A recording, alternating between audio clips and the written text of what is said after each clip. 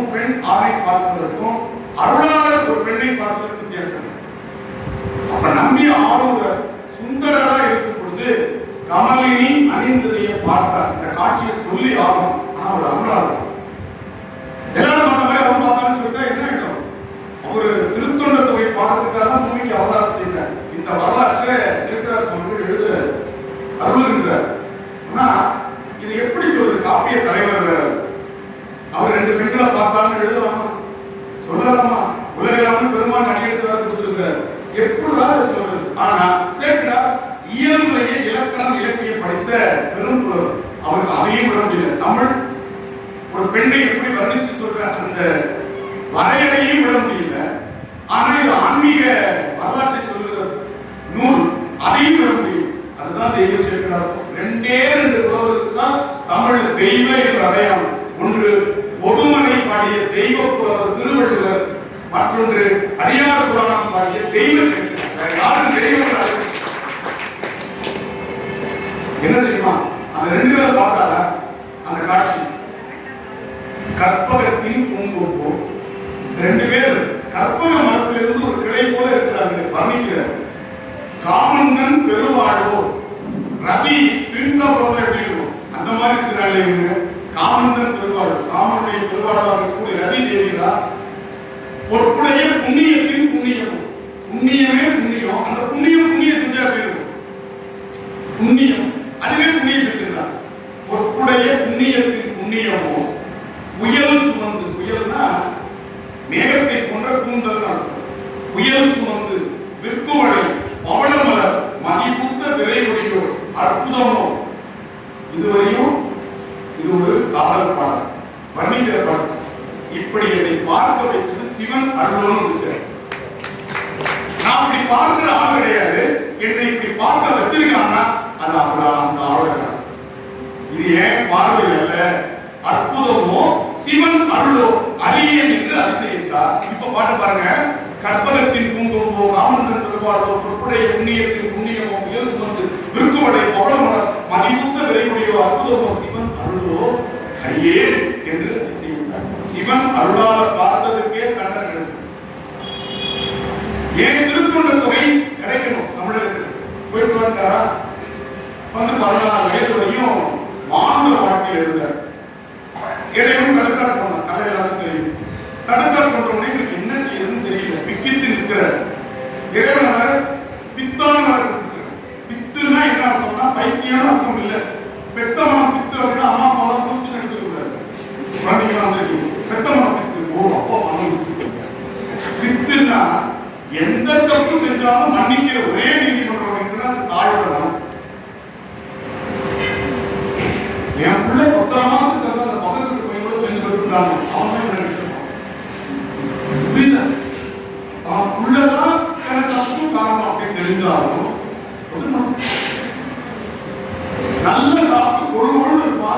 பிள்ளை துரும்பா இழைச்சு கொண்டு பூசாம போய் சொல்ற ஒரே வழக்கில்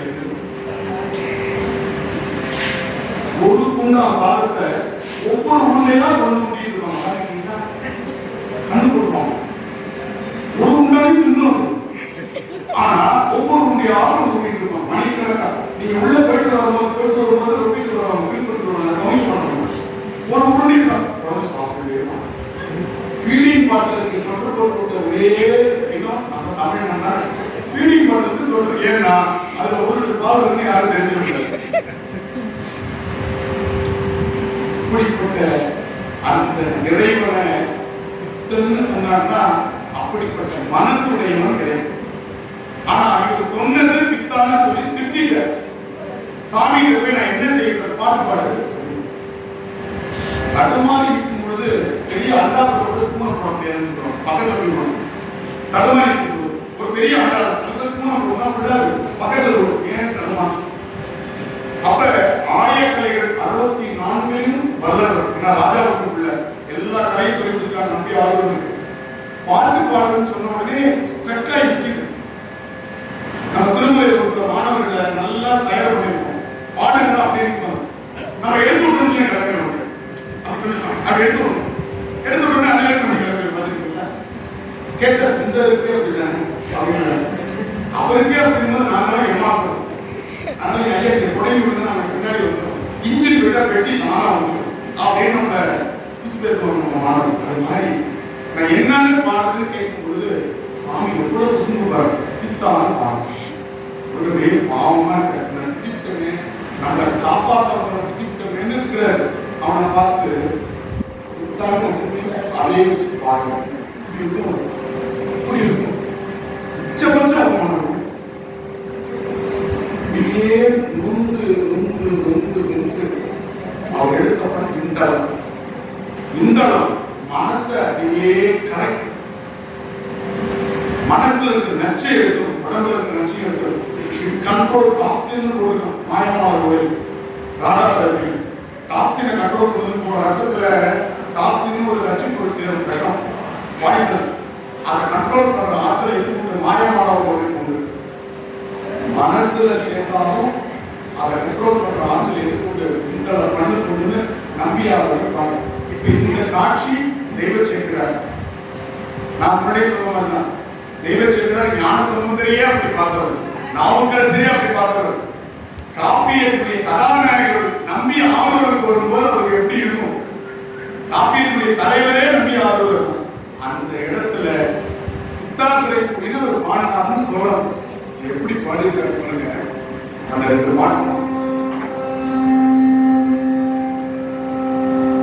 அன்பனை அருளின் நோக்கி அங்கண அருளி செய்வார்.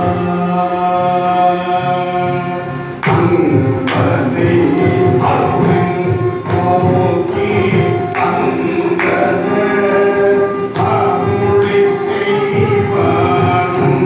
பேரை